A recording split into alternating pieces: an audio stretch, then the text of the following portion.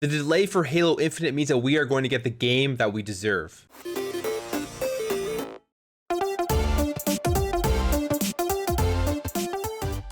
What is up, everybody? Welcome back to another video. Thank you for stopping by. If you're new here and you enjoy what you see throughout this video, hey, maybe consider subscribing to help this channel grow. Would really appreciate your support helping grow this community so we can have some awesome conversations about what's going on in the gaming world in the comments below. But for now, let's jump into this. So as we close out the year 2020, there's more information, more rumors, stuff like that coming out about Halo Infinite. And as we know, the game has been delayed for an entire year, so it is supposed to be coming out in the holiday season of 2021. Originally obviously slated to release with the Xbox Series X, as the branding and marketing and all that stuff has still been going on. It's on the back of the box. There are slushy cups with Halo Infinite, for example, the one I have here in Canada. There are energy drinks with Halo Infinite. So it was definitely a massive delay, and definitely a delay that Microsoft and 343 really had to think hard about, especially with all of the marketing and all the money they had already agreed to be spending to launch this on day one with the Xbox Series X. But they went ahead with the delay, and in my opinion, I think it is a good thing that they are delaying this game, and I'm happy to wait until it is completely at its best state before we get it. And it looks like this is what we are being promised now for the holiday 2021 release, the best version of Halo Infinite. So in the most recent development update for Halo on their Halo Waypoint website, there was a ton of information going over everything about Halo, Halo 5, Halo the Master Chief Collection, the TV series that's coming out, and then ending it off here with some more information on Halo Infinite and some really cool screenshots. I mean, this Spartan we've seen in the previous one, this shot we've seen in the previous update as well. Then there's this awesome 4K art piece that they are allowing us to download, and you can put it as your desktop background and stuff like that, and it's actually a really cool piece of art. But finally, they go on here talking about Halo Infinite, and the head of 343, Bonnie Ross, saying that the delay for Halo Infinite is going to give us the game that we deserve. Bonnie Ross saying here, 2021 will be a big year for the Halo franchise. As we recently announced, Halo Infinite will release in fall of 2021. I realize the wait has been difficult, and I assure you that the team wants the game in your hands as soon as possible. But they also want to deliver something special, the Halo game you deserve. Thank you for your patience, your understanding, and most importantly, your words of support for the team. I cannot express how grateful I am for the Halo community and the encouragement you've expressed to us. It has lifted us up and provided us the fuel to keep going. As you saw from the recent blog post, the team is making tremendous progress and is so eager to show you more. Now, I don't know about you, but everything I've seen since the delay of Halo Infinite has been pretty encouraging, especially with the most recent Halo Waypoint, where they talked about just the graphics and everything that they are working on. When they first showed off that original Halo trailer back in July at the showcase for Xbox, I thought that the gameplay looked like a lot of fun.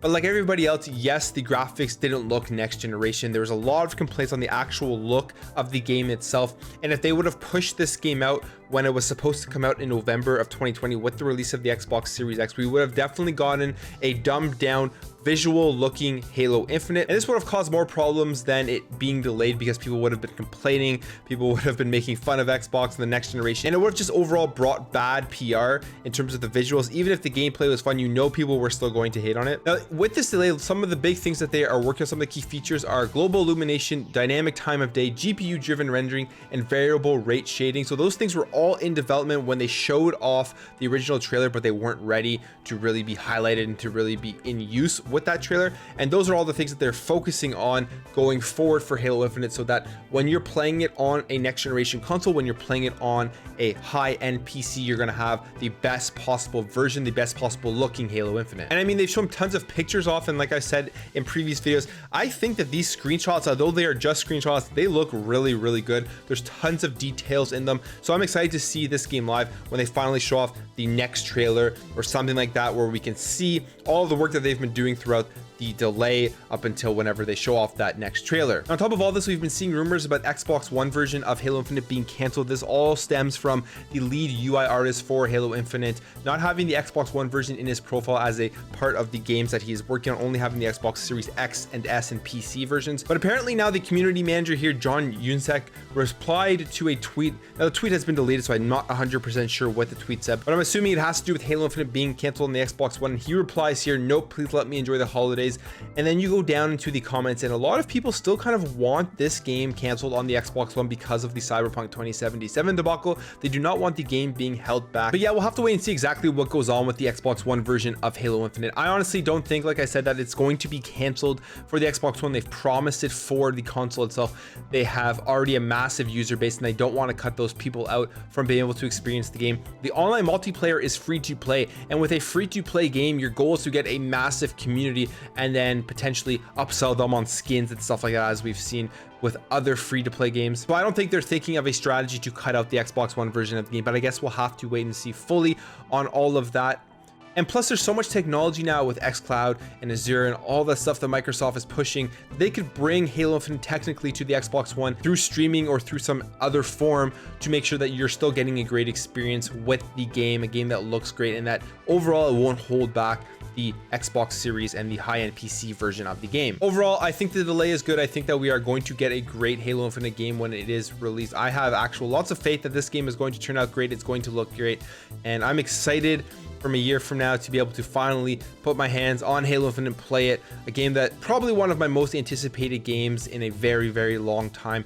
People were really hyped up about Cyberpunk, and there was a big debacle obviously with the graphics on the Xbox One, the PS4 version, and the bugs and everything, and that is something that 343 definitely needs to avoid.